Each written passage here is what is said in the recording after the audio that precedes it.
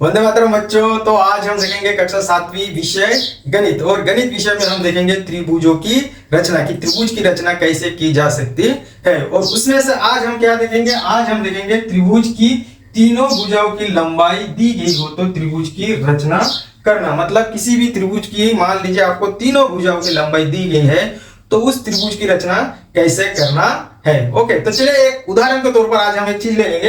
एक उदाहरण हम ले लेंगे, क्या लेंगे, यहाँ पे मैंने लिखा है, देखिए कि त्रिभुज एक्स वाई जेड की रचना करो जिसमें एक्स वाई की जो लंबाई है वो 6 सेंटीमीटर है, वाई जेड की लंबाई जो है वो 4 सेंटीमीटर है और एक्स जेड की लंबाई जो है 5 सेंटीमीटर है। मतलब एक त्रिभुज है एक्स वाई जेड, उसकी तीनों भुजाओं के यहाँ पर लंबाई दिया गया है। अब इस आधार पर उसकी रचना कैसे करेंगे, तो चलिए मैं आपको दिखाता हूं कि कंपास और अपने मापन पट्टी की सहायता से ये त्रिभुज को कैसे बनाया जाता है।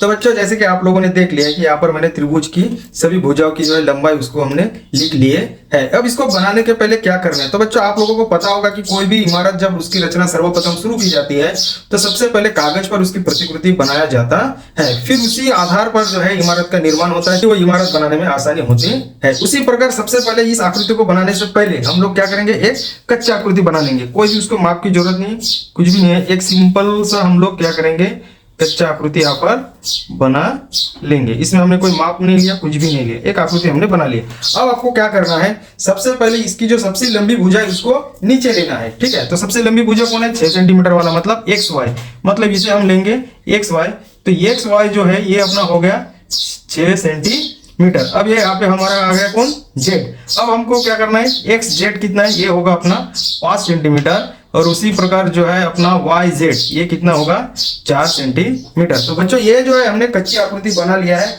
अब इसके आधार पर हमको क्या करना है, पक्की आकृति बनाना है। तो पक्की आकृति बनाने के लिए हम लोग क्या करेंगे, सबसे पहले इसकी जो आधार है, ये नीचे वाला एक्स वाई, इसको लेंगे।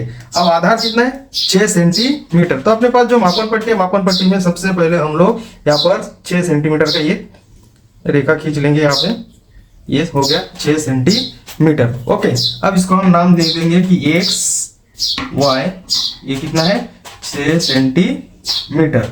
अब हमको क्या करना है, हमको एक्स जेड यहाँ पर बनाना है। ओके, तो एक्स जेड की लंबाई हमको मालूम है कि एक्स जेड की लंबाई जो है 5 सेंटीमीटर है। तो आपको ये कंपास लेना है और कंपास में जो है ये 5 सेंटीमीटर का डिस्टेंस यहाँ पर लेना है।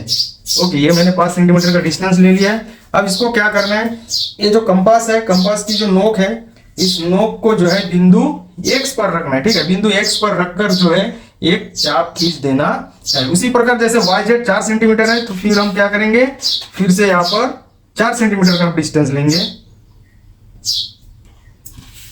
अब क्या करना है, ये नोक को वाई पे रखना है और इस चाप को क्रॉस करते हुए एक चाप खींचना है। अब ये चाप जो है जहां पर प्रतिच्छेदित किया है, इस प्रतिच्छेदित बिंदु को यहाँ पर जोड़ देना है। अब जैसे हम यहाँ पर जोड़ देंगे तो ये हो गया अपना z, ये हो गया 4 सेंटीमीटर और ये हो गया 5 सेंटीमीटर। अब आपको ये जो है आपकी भुजा के आधार पर आपकी त्रिभुज की रचना हो गया है। अब इसको अगर आपको चेक करना है तो आप कैसे चेक करेंगे, इसको चेक करने के लिए आप मापन पट्टी की सहायता से सारी भुजाओं को माप सकते हो। ठीक है, तो बच्चों आपको प्रैक्टिस के तौर पर क्या करना है, यहाँ पर मैंने एक त्रिभुज का माप लिया है, त्रिभुज PQR में, जहाँ पे PQ की जो लंबाई है 6 सेंटीमीटर है, QR की लंबाई 3.8 सेंटीमीटर है और PR की लंबाई जो है 4.5 सेंटीमीटर है। तो इस माप का जो है आपको एक त्रिभुज जैसे रचना मैंने आपको यहाँ पर दिखाया है, उसी प्रकार आपको इसकी रचना करना है। Okay, thank you, bye bye.